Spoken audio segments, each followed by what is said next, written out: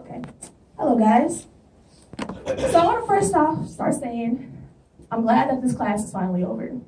Now, typical college student, just finishing the course to check off a requirement to get on with the rest of the curriculum. But there's a reason why I'm glad that this class is finally over. We had to do a lot of projects in this class, from infographics to websites to 360 videos and much, much more.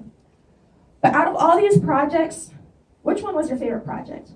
Or a better question is, which one are you most proud of? Which project are you still talking about after you got the grade? I don't know about you guys, but I'm still talking about my 3D printing. Every time I wear these sneakers, I'm always like, oh yeah, these aglets, I 3D printed those. Oh, the medallions, yeah, I made those as well. And at first, I was confused on why does a business student have to 3D print at the engineering school. I was really confused. But it wasn't until afterwards that I realized that in order to create anything that you like, you have to 3D print it. I'm just being honest.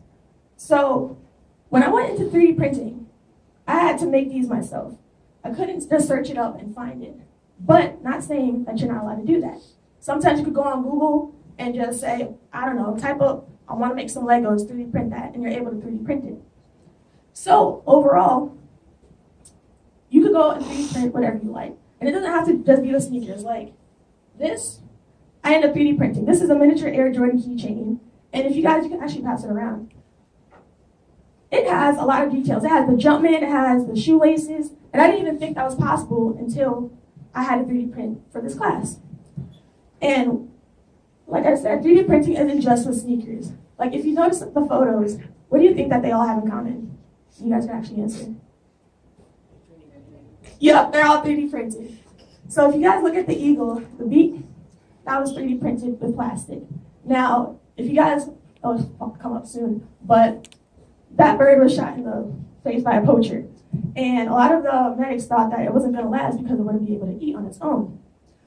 But somebody was like, oh, I want this bird to survive, and they 3D printed a beak, and now it's able to actually eat and go on with itself. The house, it was 3D printed with cement. It was 3D printed within 24 hours.